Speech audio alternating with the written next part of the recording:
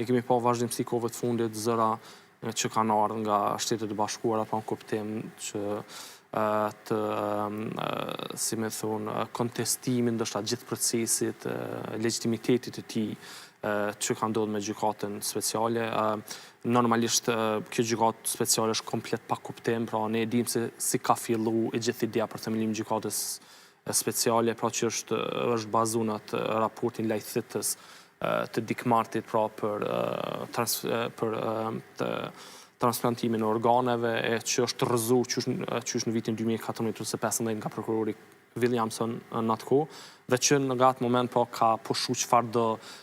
si me thonë, ide ose motivi për me pas një gjykatë tillë, por ne e dimi që gjykata e tillë ka qenë politike, krejtësisht politike, pra në kuptimin që me tentu një farë forme me i përmbush apetitet ose me i kënaq apetitet e bllokut lindor kryer me Rusinë në raport me qëndrimin e tyre që kanë pas drejt Kosovës, dhe si e tillë është parë ndoshta një farë, si me thonë, një farë mekanizmi që do të hapte rrugë drejt një parafrimi edhe në kuptimin e qëndrimit të Rusisë në raport me Kosovën, po edhe do ta legjitimante, si me thonë, qëndrimin e bllokut perëndimor në raport me përkrahjen që kanë Kosovën për pavarësinë. Por rrugës ne kemi pa që ka deviju komplet, totalisht, dhe është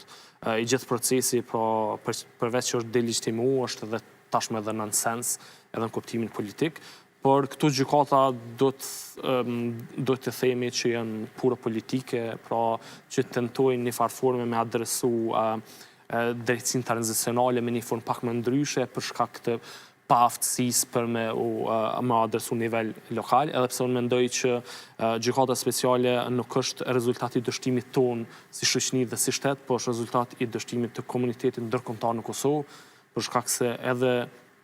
para shpalljes pavarësisë, pra kompetenca ose adresimi i krimit të luftës ka qenë kompetencë e UNMIK-ut, pas pavarësisë e ULEX-it, 2 misione ndërkombëtare, dhe asnjëherë nuk kanë qenë kompetencë vendore, prandaj edhe gjykata speciale pra është një farë rezultati i këtyre dështimeve të vazhdueshme të partnerëve tanë fatkeqësisht për adresimin e këtyre problemeve, dhe tash po shih një ripozicionim i ri, kisha me thonë, e Shteteve të Bashkuara të Amerikës, njëra për shkak të, siç e thash, delegitimimit komplet dhe devimit komplet gjithë procesit se për çka është themeluar gjykata speciale, po edhe në anën tjetër mendoj që ka një ripozicionim të administratës Trump në raport me gjitha këto organet ndërkombëtare të drejtësisë, pasi si kanë vepruar, si kanë operuar deri me tani dhe janë të rimendu, si me thonë, edhe funksionimin e tyre, pra në momentin që SBA si një prej sponsorizuese kryesor të themelimit të kësaj gjykate tërhiqet, atëherë normalisht që i gjithë procesi, si me thonë, cënohet, i gjithë procesi lëndohet dhe nuk mund të presim që të ketë ndonjë rezultat më ndryshe, pra se sa qëndrimi i SBA-s. Ishte shumë interesant gjatë pauzës në gjykatën speciale në Hag,